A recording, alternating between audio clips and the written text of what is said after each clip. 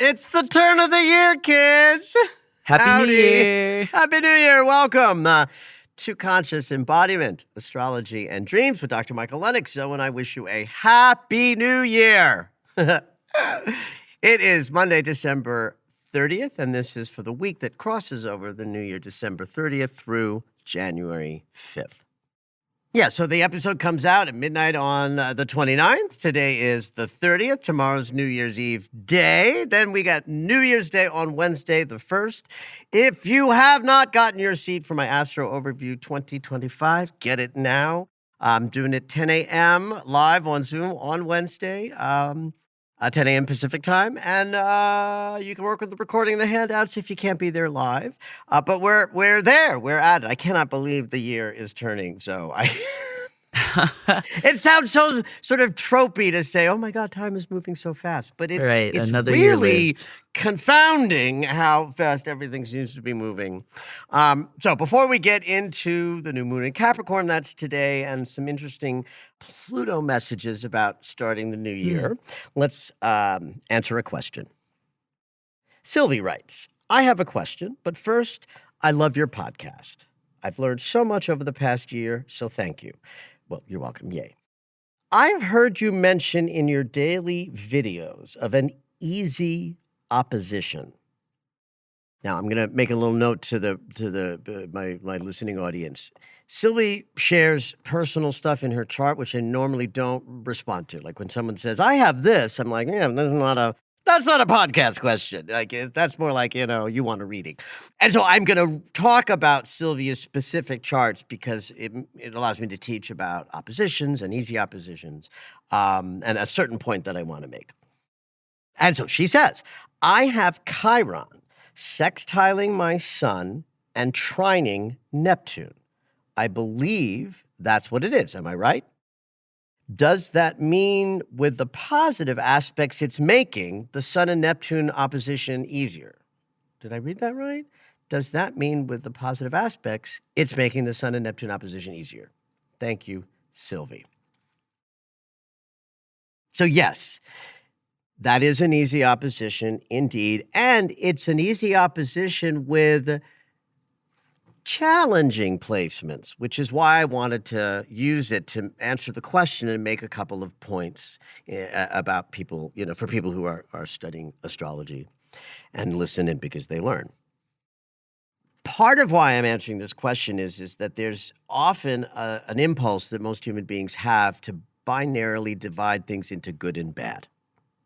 And so very often when I'm like doing a reading and I say blah, blah, blah, blah, blah, blah, blah, blah, blah, and if somebody happens to sneak in well, is that good or bad? It's like I usually say, if you were sitting here, I'd be slapping you in the face, because that's the beauty of astrology is we remove the judgments of is this good or bad, and we just say, what's the story the energy is telling? And so an opposition tells a story. No matter who is doing the opposing, the story that an opposition tells is that it's a difficult, energetic moment because two very unique energies are forcing something to occur. Now, what occurs could be anything that happens when two bodies are going to interact. They might crash. That's bad. They might dance. That's good. They may explode. That's bad. They may fuck. That's fun, right? You don't know what an opposition is going to bring, so it could be a positive shift or a challenging shift. But the for sure thing is that it's a tension of opposites that's difficult to navigate. perfect example of this that we all know is the full moon. Completely different energies, conscious awareness and the unconscious. Because they oppose, something has to happen between the conscious awareness and the unconsciousness of the sun. And so we call that the full moon, where we release from the unconscious. We create a transcendent third based on the archetypes that we're working with. And they, meaning the opposition of the sun and the moon, are beautiful chef's kiss, but often difficult energies to navigate. So I'm starting with that by saying an opposition could be, Venus to Jupiter. Then it's like love and abundance in an opposition, and the only thing you have to worry about with that opposition is going over the top. But what if it's Pluto and Mars? Then it's about like fights and shadow and explosions and difficulty. So put that on the shelf over here. Now let's talk about a trine. When I first started studying astrology 30 years ago, I was under the impression that trines meant, air quotes, good. That when trines occurred, something positive happens. That ain't true, because it's not the story that the transit is telling. The story is two planets are both on full flow. Like turning the hot and the cold water on full blast, you get a yummy flood of powerful flowing warm water. Sounds good, right? Sounds good to me. Except that, flow doesn't necessarily, when the dam breaks, the water's flowing. It's like, ooh, look at all that flow underneath which people die and houses move, right? Yeah. So we can't look to good and bad. We look to what's the story, and the easy opposition is another story that's being told. So it starts with the story of what's opposing each other. And in Sylvie's case, it's the sun and Neptune. The sun is conscious awareness. Neptune is the arbiter of our unconscious, which means that's not going to be an easy opposition. Valuable, because it's going to set up a life where Barb gets to bump into conscious awareness and unconscious impulses smashing up and creating a life that she'll get really good at. She'll get good at that because of the practice. Chiron is making this opposition easier. But Chiron heals wounds. That's not always easy. Sometimes that's painful. But with Sylvie's chart, for an example, because Chiron is trining her Neptune, there's easy access through unconscious bumpings to the wisdom of healing that Chiron brings. And then because Chiron is sextiling Sylvie's sun, every time she puts any action or behavior in the direction of healing or learning the mysteries of the universe, she's going to become clearer about who she is, though her birth chart tells her there's going to be some confusion about identity as she's born with this opposition that forces her to grapple between conscious awareness and unconscious stuff. So, any two planets opposing each other, either in a natal chart or by transit, that gets divided up into two easier geometries is called an easy opposition. But then you have to look at the players involved. And easy might just mean a greater propensity to face painful healings or lessons or difficulty in order to have a shift that occurs. And not necessarily, again, air quotes, good or bad, but flow and effort.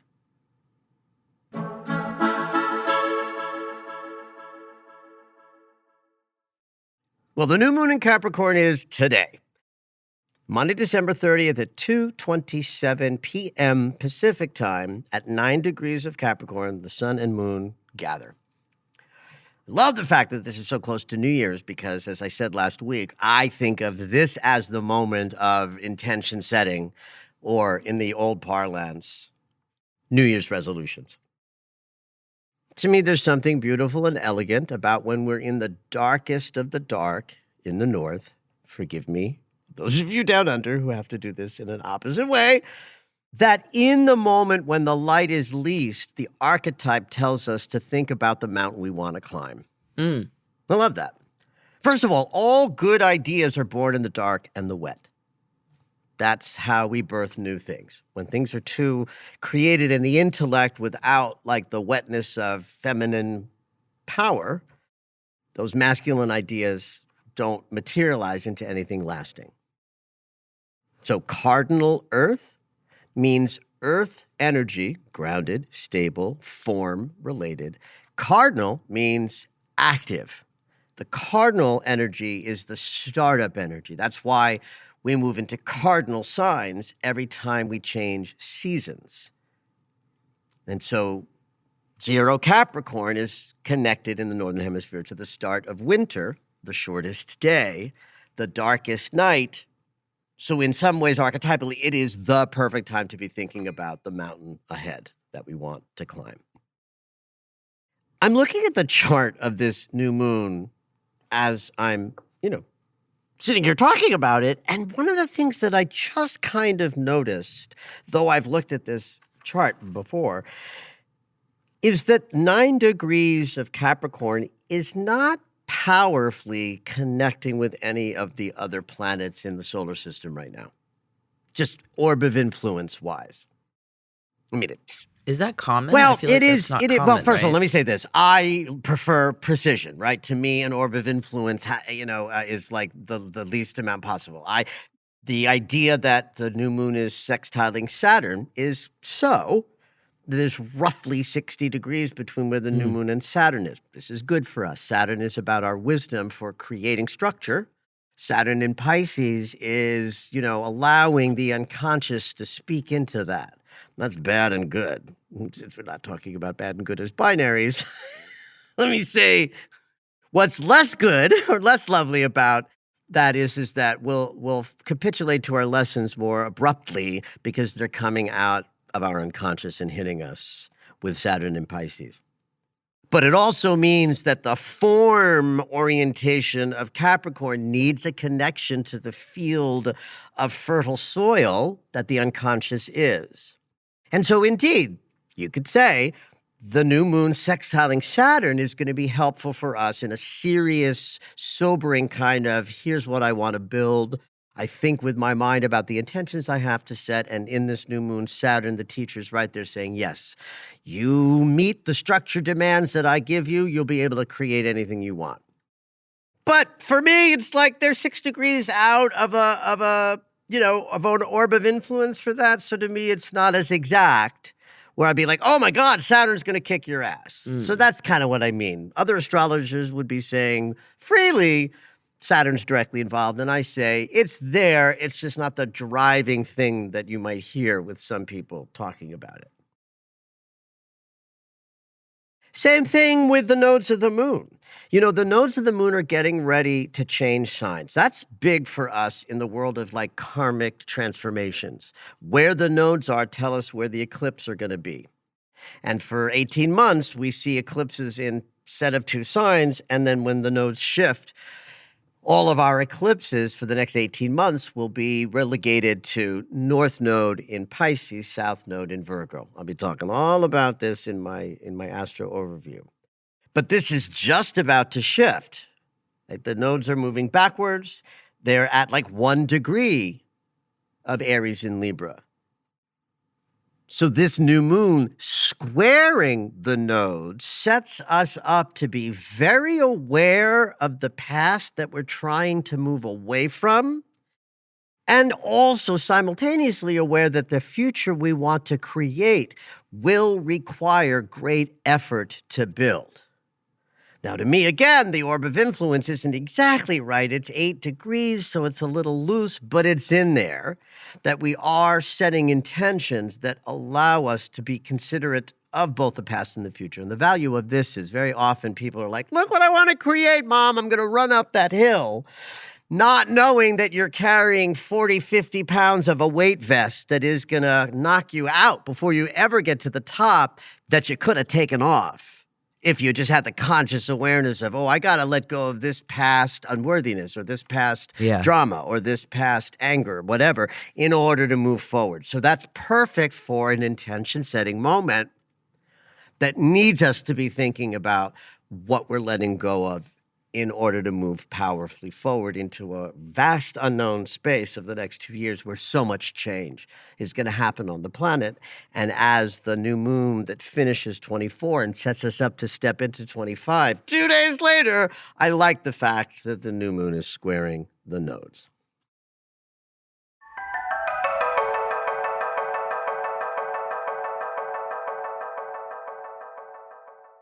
Mercury and Jupiter are still in what's called their mutual reception.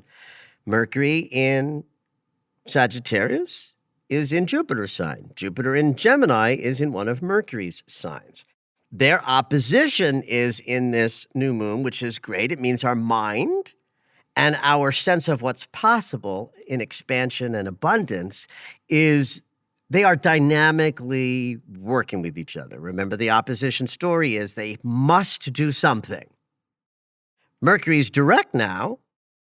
So what the mind has to offer this new moon is more clarity about what the unconscious impulses have been, so that as we set intentions under the Capricorn new moon, we are freer to enjoy the possibilities that Mercury in an opposition to Jupiter says is there.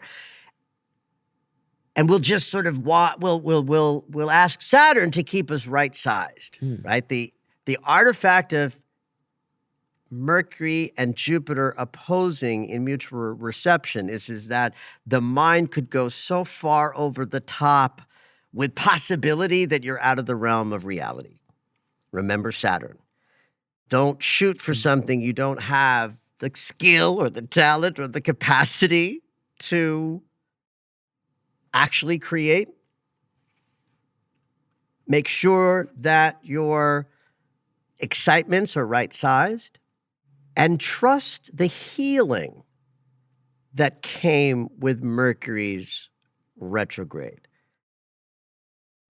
One of the transits that Mercury went through 3 times, well, actually 2, and the third one's about to happen right after this new moon, is Mercury has trined Chiron.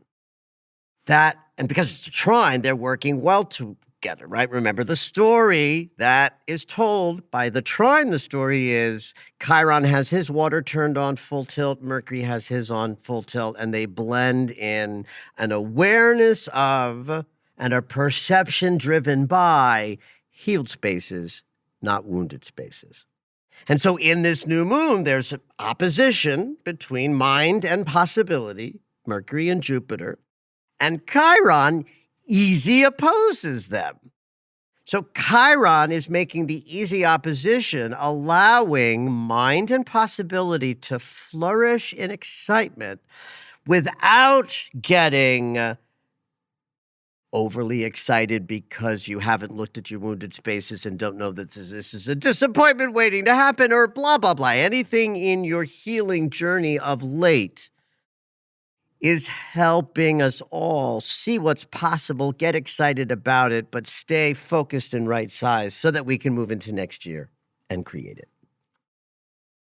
And the last thing I'll say about today's new moon is that there's a slight inconjunct between the sun and the moon and Mars. Again, it's like a 7-degree orb of influence, so to me it doesn't quite excite me in the way I want to be excited by transits, but it's there that we are setting intentions to go into new territory, helped and assisted by the planet that represents our bodies that's currently in a retrograde cycle, such that intentions that we set now will benefit from Mars's movement later in the year when he finally turns around in a little bit and then wraps up his retrograde. Right? So the new moon says, where do you want to go next? And you respond with your list of intentions, and then make sure that you're also recognizing that how you embody and how you work with your walk and your talk is in great shift and change right now. The walk portion is essentially done because Mercury's retrograde, but the embodiment work is way longer. So we still have to let Mars go back into Cancer, where we're going to learn more about preparation, restoration, and self-care. And then when Mars moves back into Leo in the middle of next year, we're all going to be more empowered to center ourselves in our desires and our goals and our aspirations for projects and doing things in real time. So we set intentions now that allow for the idea that we might not be quite ready to embody the choices that we're making now, but we will be if we allow the Mars retrograde to continue helping us rework how we make choices, decisions, and deal with the anger and all the sort of reactivity that Mars contains, and allow for the internal shifts to come to meet the high demands you put on yourself with this new moon.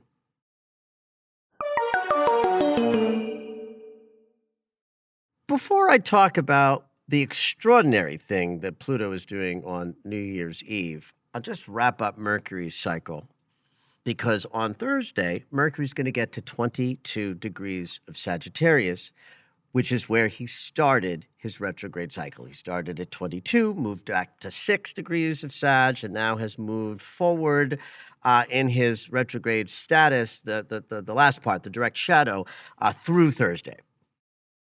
And the only triple transit that he makes up this week is in the new moon, the trine between Mercury and Chiron that hit on November 19th.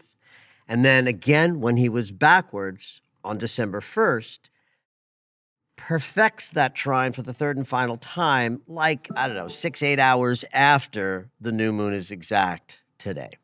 So it's really a tonight transit. So there might actually be things in this new moon that feel shifted and ready for you to move forward with more power and confidence, at least in your perceptions, because the mind has been visiting with Chiron for, the last 2 months.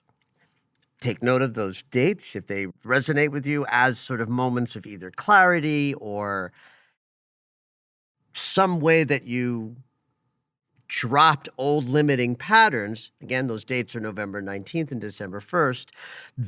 That might show up in your mind and perceptions today as you're setting your intentions. And so this is it. This is the last triple transit wrap up. As of Thursday, I guess I should say as of Friday, Mercury's in what I call his free and clear status. That's wonderful that we are out of the murky mind as we start the year. I mean, it's not till, January 2nd, not on the 1st, but we start the year with Mercury clear and no retrograde in sight for the first 2 months of the year. And that's, with everything else going on, that's a bit of a blessing.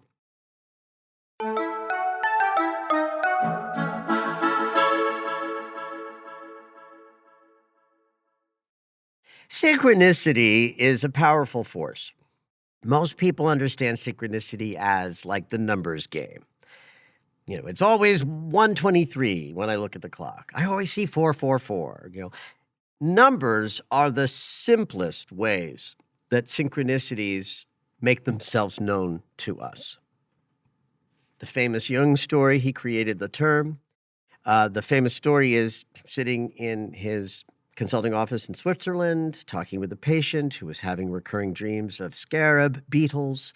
And there's this weird rapping at the window. And finally, they get up. They have to investigate this weird sound. And they go to the window, and there, like in the window frame somewhere, is a scarab beetle in the middle of Switzerland. And Jung was struck by this, and he followed this idea in other observations that he made, and he came up with this idea of the synchronicity, seemingly simultaneous events. Well, not seemingly simultaneous, if simultaneous events that are seemingly connected, though they are also absolutely not connected. So everything is a perception game in life. You cannot see these synchronicities if your perception is in separation and low vibe consciousness. So often what happens is people start seeing these numbers everywhere as they begin to step on the spiritual path. And my message to anybody who is seeing numbers as synchronicities, but you don't identify with anything else, you're stuck there. Look up. Synchronicities are everywhere in like walking up the mountain with my gang on a hike, talking about candles and then hearing the word candle as somebody's walking the other direction. Going onto the Facebook, stream of posts, seeing, some post from someone over here matches. Anyway, the point is, it counts for me. Synchronicities count as interpretable moments. Now, there's probably a very long lead up to the synchronicity is Pluto is hitting the nodes of the moon in what's called, and I did not really plan this, an easy opposition. So remember, the nodes of the moon are about to change signs. On New Year's Eve, they're at 0. They've arrived at 0. The nodes move backwards. Pluto is at the exact same degree. In fact, as we sort of move into December 31st at midnight, this pattern, this easy opposition, is exact. This is where the synchronicity comes into place. It's New Year's Eve. What are we all going to be doing on New Year's Eve? It doesn't even matter how you celebrate New Year. Like I go to bed in my usual 8:30. Like I'll be in bed. But everybody in the collective is thinking about the year ahead. Yeah, absolutely. If you're in the circles of people who are using astrology to contextualize your life, you know the next year's going to be a shit show. And I don't even really think you need astrology to tell you that. Like anybody who's paying attention knows that next year is going to be a difficult year of change. Let's just say that. A difficult year of change. The fact that Pluto, the lord of the underworld and the generator of deep transformational change, is touching into the nodes of the moon, the points that represent the sacred way the collective operates as a collective. Collectively moving away from a past that no longer exists towards a future that has yet to exist, and that's the nodes of the moon and what that tension of opposites is. That, like the story that the nodes tell is that bridging the gap between what is behind us and what is in front of us is one of the difficult things about being alive and a human being inside of a body with a perception to see what the fuck is going on as we're, traversing sinkholes right and left. So if you think of that human endeavor, moving out of the past and into the future while trying to stay present on a Tuesday, is the challenge that opposition reflects. Then Pluto, lord of the underworld and the energy responsible for deep change, is making this process, air quotes, easier by trining the south node of the past, which means letting it go utterly and easily. Again, trines, not good, not bad, but flow and therefore ease. Pluto trining the south node is like an ease with letting the past die. The sextile in any easy opposition is the important transit to look at because sextiles are potential only. They are an energy that will pass you right by if you're not standing up, engaging with them. So in any easy opposition, you look to the trine to describe what doesn't need your attention because it's just going to happen easily. What doesn't need your attention right now? Letting go of the past. Why? Because the fucking future's coming, kids. And when the future arrives, the past is gone.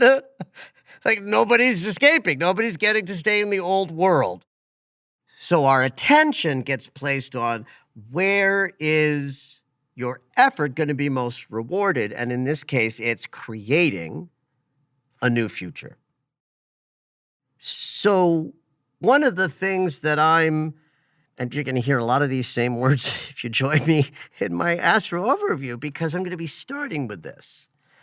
I'm going to be starting with the idea that we're moving into an unknown moment of radical and fast change, more than now. And is that like hitting the ground running Yeah, 2025? absolutely. And the Wow. summer is where it's going to be most on fire. But Okay. understand something. We are moving into, just like at the end of 2019, when I would say changes and transformations are coming next year like we've never seen before. And it's like people would say, well, what do you mean? It's like, well, I don't know, like we've never seen before. I didn't make those words up randomly. We're going to see changes we have never Right. seen before. And I'm saying the same thing now, that we're going to see fast shifts, lightning speed that's going to knock some of us, all of us, I think, on our respective asses.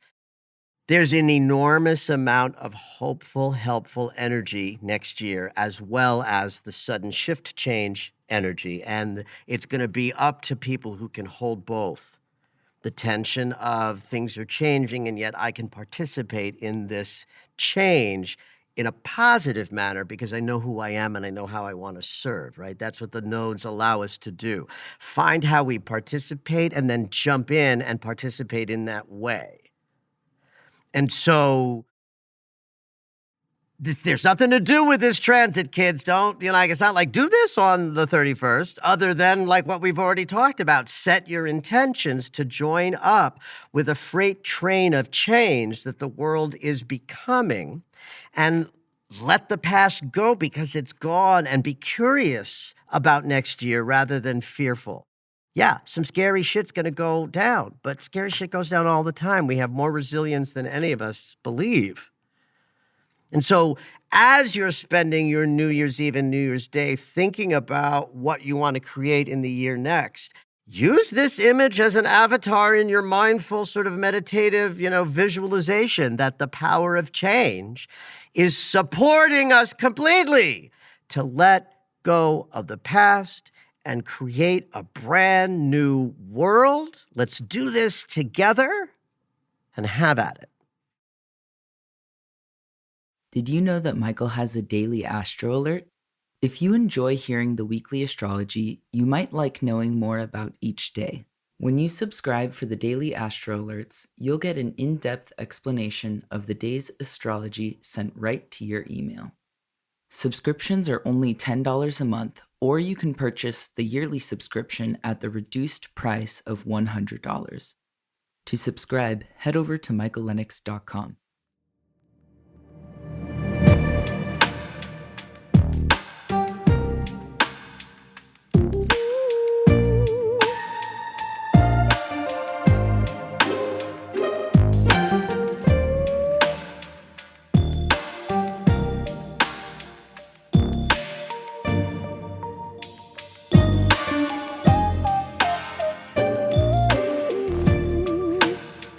All right, it's dream segment time. Every week, Dr. Michael will interpret dreams that are sent in via email or take a live caller. If you would like your dream interpreted on the podcast, you can go ahead and email us at dreams@michaellennox.com. Hopefully your dream will make it onto the show. Today we have an email and dream from Barb. And Barb says, "Hello, Michael and Zoe. I always look forward to hearing your update every week. My dream last night seemed to have a unique importance, and I'd be grateful if you could interpret this dream about a gigantic sinkhole in my backyard. I should preface it with the fact that the house and location were not my actual house.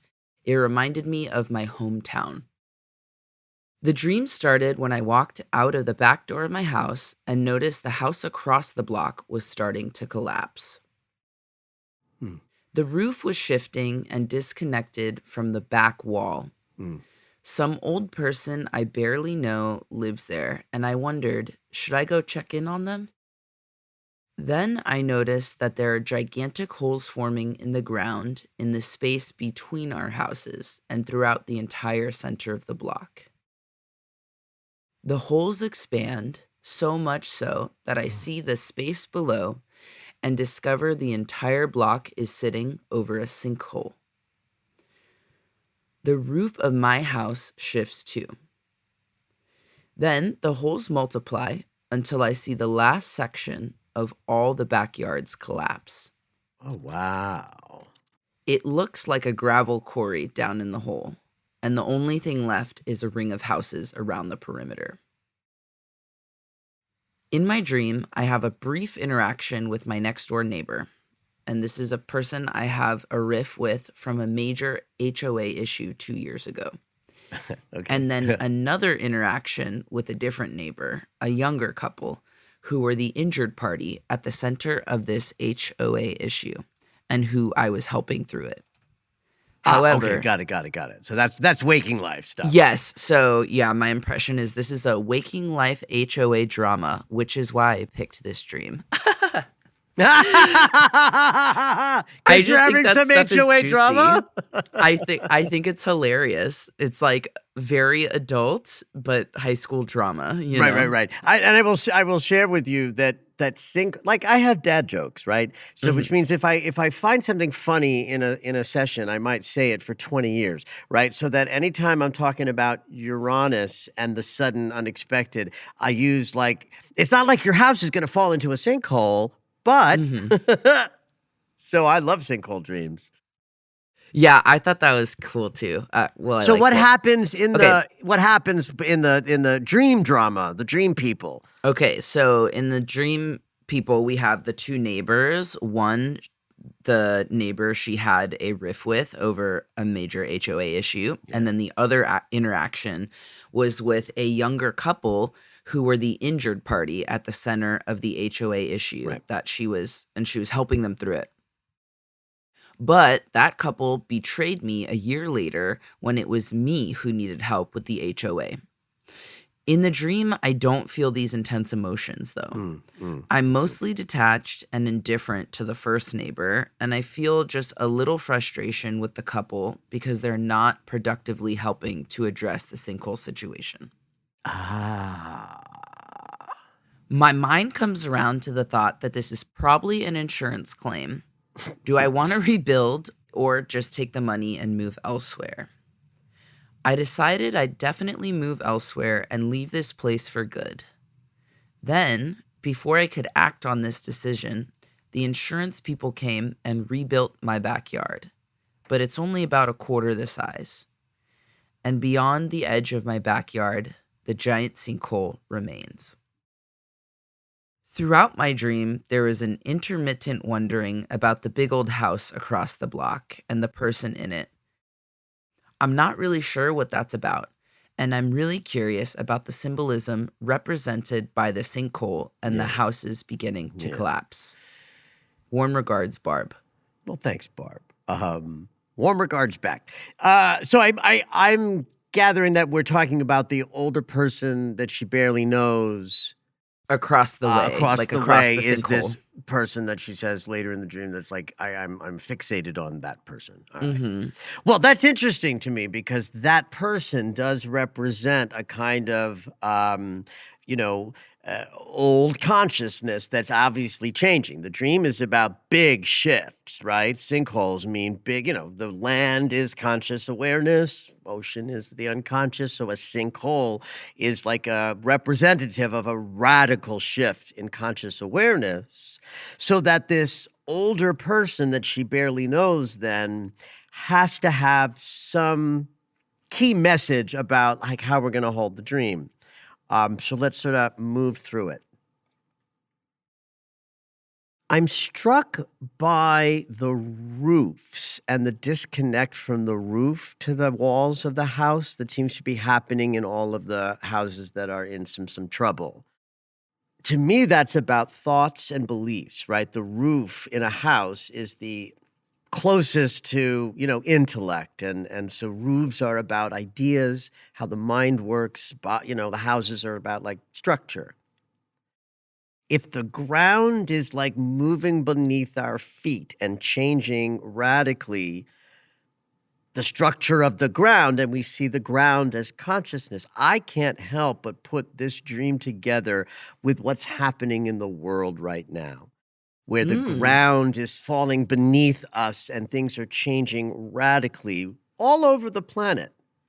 Yeah. Just in the last month, we've gone from like two places where there were war to like, governments collapsing and the stuff that's happening in the US. It's really, really heating up. And we're moving into a year of great uncertainty. So I think the neighborhood piece of the dream speaks to Barb's relationship in community. Hmm. Even the idea that the neighborhood reminds her of her hometown. When we're young and living in our hometowns, that's when we have the consciousness raises up of like, well, this is my world, Yeah. right? Our environments are small when we're young, relegated to family and, location. Then we become adults and we get to forge our own lives. So if I sort of inhabit Barb's perspective from the dream, the first thing she does is that she looks and sees that some old idea, remember, we know now that that person in that house is an old person. Even this, the old person that she barely knows, that to me is like a symbol of the old patterns and habits that we operate from that we don't even know why. Mm. And since we're in a collective, a neighborhood, all of these houses share the same neighborhood, I think Barbara's having an interesting experience of watching what happens when different people's ideologies start to form rifts in between people. Hmm. These sinkholes happen in between houses, and yet at the end of the dream, it sounds like the houses are all still there. But what's been revealed that as the ground sinks beneath us and we see what's really below, Barb is in a really clear notion that everything beneath her feet is changing. The foundations are changing, but not necessarily the individuals who make up the collective, but the collective structures themselves. Yeah. Sinkholes in between houses. When I'm writing notes, because I'm 61 years old and I have to write notes in dreams. So I wrote it down, as I do all dreams. And I wrote in all caps, I can see the space below. That to me is a juicy part of the dream where Barb is like, look at the rifts, look at the way our foundation isn't as tight and structured and connected as we thought. I can see the divide and yet still see the individual people who house those little divided thoughts, right? The houses remain. Sure.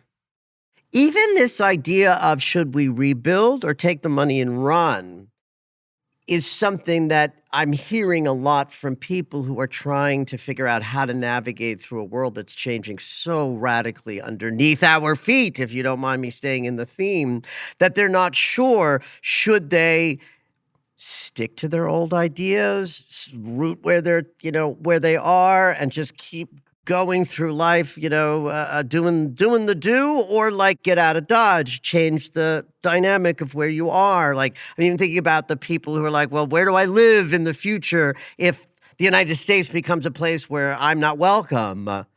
That's kind of like the big thing of like, the big choice of, do I rebuild where I am as everything's changing, or do I reinvent myself as the world's foundation is forcing me to find a new solid ground underneath Barb?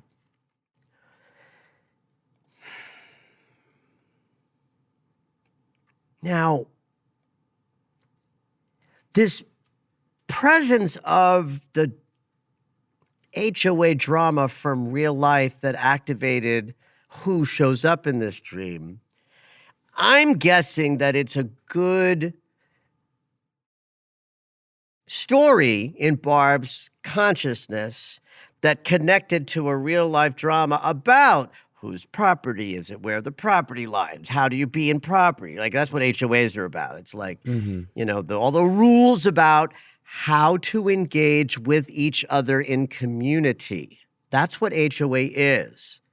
We agree to respect each other's spaces in this way. So if you make that a dream consciousness, right, instead of it being about like, can you hang the banner, up on your house or fly the flag, there's a reinvention going on about the air quotes rules of how we're going to be in community together as all of this rift is starting to show itself and we can all see that we're sitting on a sinkhole. I'm curious about the fact that these are people she's had issue with before, but in the dream she doesn't have intense emotions about I it. love that you bring that up because that to me tells me that the conflicts we imagine about separation and who gets to do what aren't real. Ah, okay. They are imagined conflicts that we hang our inner turmoil on. You know, we saw this in the pandemic when everybody was in great conflict about how scared they were, and then people with less, mental stability would lose their mind in public on camera. Yeah. So similarly, I think the lack of emotional attachment to the, betrayals of the drama from waking life is that our divide isn't real. And of course, it isn't real and it is real. We all have to figure out how to live together in some kind of a harmony. And so we speak to that with this dream too, because at the end of the day, Barb makes the choice that is about reframing her backyard to make it smaller. Mm-hmm. So to me, the backyard is about who you privately connect with.